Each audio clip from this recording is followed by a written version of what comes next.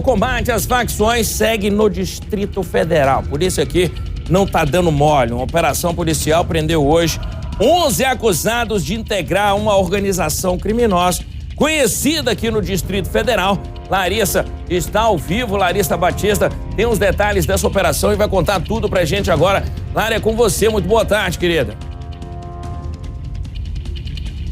Oi, Fred, boa tarde para você, para quem nos acompanha aqui no Balanço Geral. Investigação que durou ali cerca de 2 meses. Essa é uma segunda etapa que foi conduzida, liderada pelo delegado Fernando Cocito, que é aqui chefe da 18ª Delegacia da região de Braslândia. Como a gente já informou, 11 pessoas presas nessa operação. A gente vai ouvir, inclusive, mais detalhes de como foi essa segunda etapa, né, delegado, a partir de agora. Queria que a gente explicasse justamente isso, o que a gente teve de avanço da primeira etapa para com essas novas prisões. Boa tarde. Boa tarde, Fred, boa tarde a todos. Na primeira fase da operação, nós alcançamos 3 pessoas, cumprimos 3 mandados de prisão preventiva e tivemos também autorização de acesso ao telefone celular que estivesse em poder dos capturados.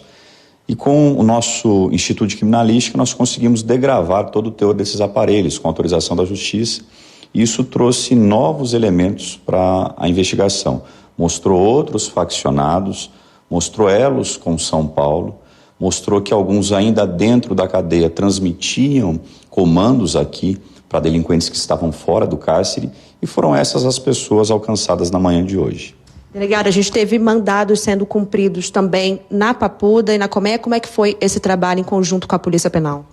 A Polícia Penal nos auxiliou com pelo menos 30 policiais penais de forma exemplar hoje, numa troca de informações muito robusta com a PCDF, para que nós cumpríssemos os mandados de busca na cela.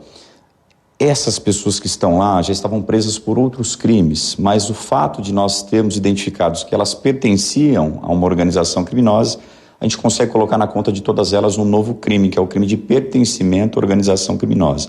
Não sabiam da operação, foram surpreendidos, muitos questionaram, poxa, mas eu já estou preso. Qual é o crime que vocês estão colocando na minha conta agora? E o crime é esse, de pertencimento. Todo aquele que se intitula faccionado, se a polícia conseguir checar e demonstrar que realmente é um faccionado, seja de qual for a facção criminosa, qual seja a organização criminosa, vai responder com reclusão de 3 a 8 anos. Esse é o preço para aquele que se intitula membro de organização criminosa. Delegado, tivemos mulheres sendo presas também e elas são suspeitas ali de fazerem um contato com São Paulo, com uma parte da facção que fica em São Paulo. Queria que o senhor explicasse também um pouco dessa etapa. Uma dessas mulheres presas na manhã de hoje foi alcançada na casa dela em Samambaia, já é conhecida da polícia, só que nós não imaginávamos até outro dia o poder de fogo, entre aspas, que ela tinha, o poder de comando, porque ela é o verdadeiro elo entre a célula dessa facção criminosa paulista e a alta cúpula da mesma facção na Grande São Paulo. Todas as demandas da facção passavam por ela e ela transmitia todos esses recados a São Paulo.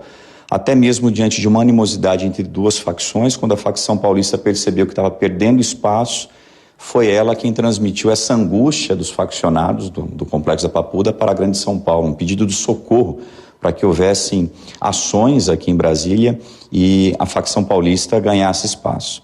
Fred, o delegado está aqui do meu lado, eu, claro, posso repassar todos os questionamentos para ele. Pois é, eu vi desde cedo aí sobre essas facções de fora aqui de Brasília e tudo mais. Tem a tal da Comboio do Cão aqui no Distrito Federal. Está envolvido com essas outras facções aí de outros estados, doutor? Doutor, Fred pergunta e fala muito sobre o Comboio do Cão, que é uma outra facção também que infelizmente se destaca aqui no DF. Houve algum envolvimento, algo nesse sentido? O comboio ele tem a massa. O comboio, pelo que a gente percebe na investigação, ele não cobra muito para recrutamento. Não se discute muito a índole do camarada, não tem nenhuma taxa, não se discute os crimes que foram praticados por aquele camarada que pretende se intitular Comboio do Cão. E por isso ele tem mais pessoas faccionadas. E isso traz um certo problema para a facção paulista. Por quê? Porque ela perde muito espaço em Brasília. Entre os internos, o número maior de faccionados é do CDC, do Comboio do Cão. Então, quando a facção paulista começa perceber que está perdendo espaço, ela pede socorro à alta cúpula em São Paulo e o fazia através dessa mulher de Samambaia. A gente falou muito também, né, doutor, sobre o que a população aqui de Braslândia passava com essa facção. Era extremamente perigosa, tem a questão do tráfico de drogas. Em setembro do ano passado, o sobrinho de um policial militar foi assassinado. Eles agiam muito dessa forma, né? E para ingressarem também na facção, precisavam fazer esses acordos mais sangrentos. Acho que o primeiro ponto que a gente tem que colocar é o seguinte: nós não temos tido os crimes de homicídio aqui, são raros os homicídios em Braslândia.